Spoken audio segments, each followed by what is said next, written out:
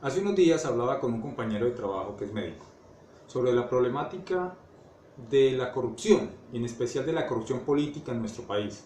Y la pregunta que salió a flote, la pregunta que salió a relucir en nuestra charla fue: ¿por qué los colombianos llevamos tantos años practicando sin renovar nuestra clase dirigente, pudiendo castigar con el voto a aquellos líderes que no han cumplido sus promesas? La respuesta de mi compañero me pareció bastante obvia, afirmando que la mayoría de los colombianos somos altamente apáticos a la política, y en ese orden de ideas dejamos que otras personas, dejamos que los que no son apáticos y tienen intereses creados por algún líder decidan por nosotros. Es una respuesta bastante acertada, pero incompleta a mi manera de ver, porque esta respuesta nos lleva a una segunda pregunta, un poco más profunda, y es: ¿por qué somos tan apáticos con lo que bien puede decirse es el futuro de nuestro país? La respuesta para mí es porque los colombianos somos pésimos escuchando y aún peores leyendo.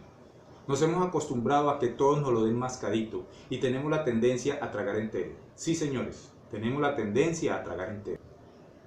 Cuando vemos que una charla se nos torna complicada sobre un tema trascendental, nos hacemos los locos y esperamos que un experto nos lo explique, y si la cuestión es leyendo, el asunto se complica un poquito más. Le comentaba a mi compañero médico que un ejemplo muy diciente de esta situación fue el pasado plebiscito por la paz.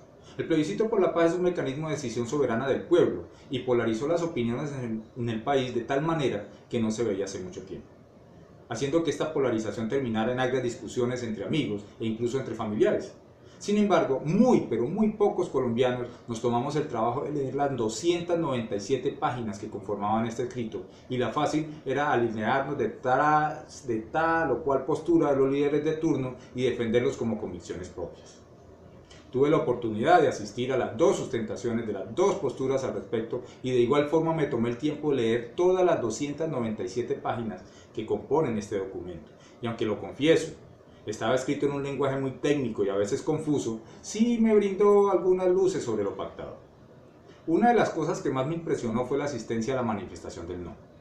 Estaba liderada por el principal expositor de esta posición a nivel país, y ver cómo un auditorio tranquilo de gente adulta, en gran medida mayor de 50 años, se fue transformando a medida que el orador planteaba sus puntos de vista en una masa de voces gritando vivas y respondiendo de manera agresiva con aplausos y puños en alto a cada afirmación del expositor.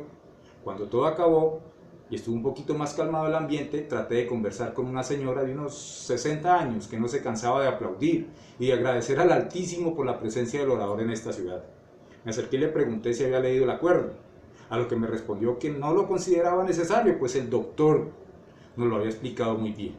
Inmediatamente otras personas, al escucharnos, se fueron acercando y con tonos de voz muy altos, casi que me gritaban que se estaba entregando el país a la guerrilla, lo que me confirmó que tampoco ellos habían leído el documento completo. Afirmaban que se había perdido el sentido de patria, que una cantidad de frases de cajón que me hicieron sentir incómodo, y a lo que simplemente yo asentía con la cabeza para evitar agresiones. Tal fue el punto de ebullición que había alcanzado este auditorio con solo 60 minutos de haber hablado este líder político. Debo reconocer que este señor es un excelente orador, tal vez de los más brillantes que he visto en los últimos tiempos en Colombia. Pero el asunto es que en un tema tan complejo y decisivo como es este, nadie quería tomarse el trabajo de leer lo que iba a decidir la política de los próximos 20 años en este país, y prefería creer casi que dogmáticamente lo que cualquier líder de esto le dijera. Y lo digo por ambos bandos, pues los defensores del sí eran igual de vehementes, aunque realmente no les vi un orador tan brillante como este señor. La conclusión a la que llegamos con mi compañero de trabajo es que, al ser facilistas a la hora de escuchar y de leer, de preferir tragar entero y no cuestionar, por no ejercer nuestro derecho y a castigar a los líderes corruptos y mentirosos, por dejar que se sigan eligiendo ellos solitos allá, estamos entregando parte de nuestra individualidad, de nuestro poder como ciudadanos. A ver, las estadísticas son aplastantes. La elección presidencial de 2014 tuvo una abstención del 60%. Y el presidente ganó con el 51% de los que votaron. Es decir, que el presidente que tenemos en este momento, el presidente que elegimos en el 2014, lo eligió menos del 20% de la población. La palabra democracia etimológicamente significa poder del pueblo, pero el pueblo que realmente usó el poder únicamente fueron 2 de cada 10 colombianos, Y yo me pregunto, ¿hasta qué punto se puede llamar esto una democracia? Para las elecciones del plebiscito la abstención fue del 63%, un poquito más alta que las presidenciales de 2014. Y los resultados estuvieron de infarto, estuvieron reñidos. Ganó el no por un margen muy estrecho, muy pequeño. El 50.2% de los que votaron, es decir, que este asunto lo decidió el 18% de los ciudadanos. Sigo preguntándome, ¿dónde está la democracia? Amigos, mi invitación es a dejar la pereza mental, a escuchar con precaución, a leer con atención. Nuestra sociedad colombiana está atravesando por uno de los momentos más críticos de la historia republicana y hay una crisis de líderes honestos y leales con sus votantes. Recuerden, el poder es nuestro.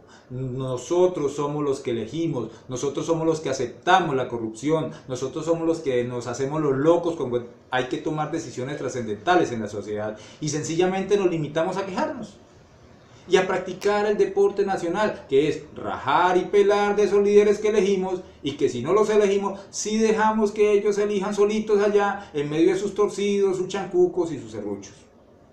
Muchas gracias.